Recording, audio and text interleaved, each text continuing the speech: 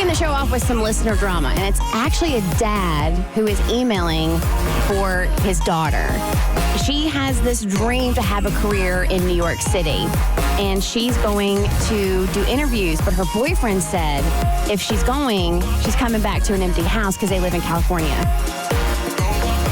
So the question is, you're with a guy, you have a dream, you want to go out to New York City and pursue that dream. He lives in California, and he actually says to you, hey, if you do this, then you're coming back to an empty house. Oh. I mean, that is... Talk about dramatic, for one. I understand if you want her to stay in California, but I think that might be a little harsh way of going about it. A little bit. Yeah. All right. So the email reads, hey, Bert Show, longtime listener here. I'm emailing you in hopes that you and your listeners can help me answer my daughter's questions. She's been dating this guy for over 6 years. They live in San Francisco, and for their age, they're pretty successful. However, her dream has been to live and work in New York City since she was a teenager. She's asked him to move there and try it out for a year, and if they don't like it, they can move back. Finding a job is not an issue. He works remotely, but he refuses because he doesn't want to leave his friends and family behind, which I understand. The issue is that she has 4 job interviews scheduled for the first week of October and is set to fly out. But he told her that if she does interview, she will come home to an empty house, which we don't believe is fair. But I do understand that he's heard that she was applying behind his back. Oh, she was applying behind his back. Okay, that changes things a little bit. The plot has started to thicken. Absolutely. She's afraid that if she does interview, no matter the outcome, she will come home to an empty house and lose him.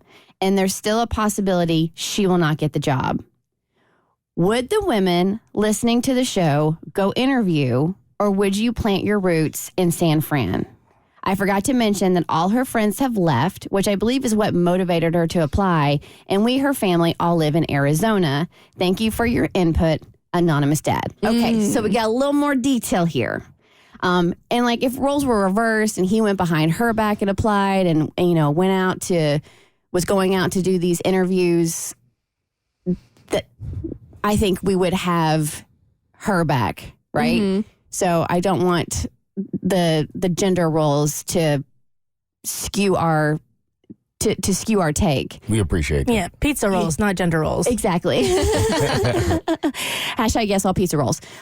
So Abby, your boyfriend says this to you. Yes. Honestly, the fact that she did it behind his back really doesn't change things for me. And it wouldn't change things for me for him too.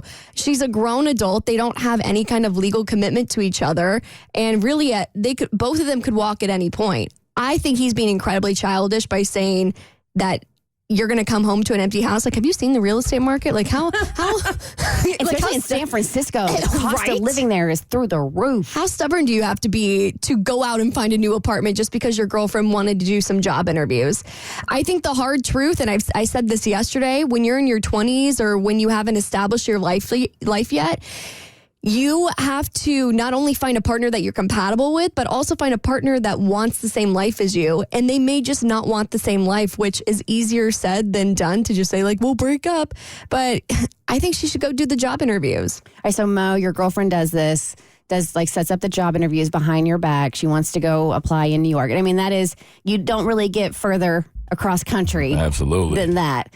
How would you react? I would be hurt. I understand where he's coming from simply because I believe that in a relationship we should be upfront with each other about anything that's life-changing. That's a big deal. That's just not something small. And it would send a clear message to me that you are more concerned about yourself than us. And you doesn't care what I feel or believe, which is fine. That's okay, but it would tell me something. Now, if I'm him, I'm not giving her an ultimatum. I think that's where he went wrong. I think if you're that hurt to the point where she did something to where you're telling her if you do it, you would leave, you should just leave. Yeah. I don't think you should tell her like that if you do this, it will happen. You just do it and you allow her to live her life because she clearly is more concerned about her than the us factor.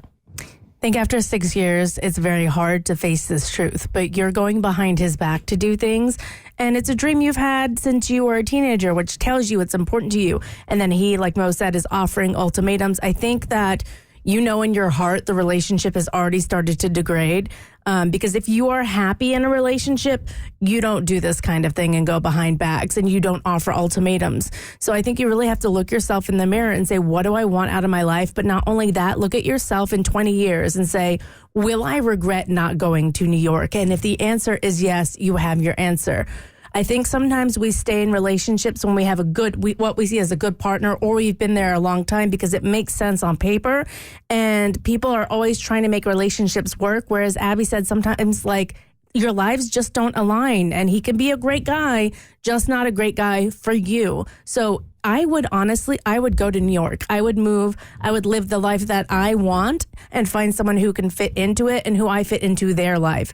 And it doesn't mean you're a failure or that you hate your boyfriend. And it's sad. Some things come to an end. But if I were her, in retrospect, with the knowledge I have now at this age, that is what I would do. But you got to be prepared. You go out there and interview and you don't get any of the jobs. You're still in San Francisco.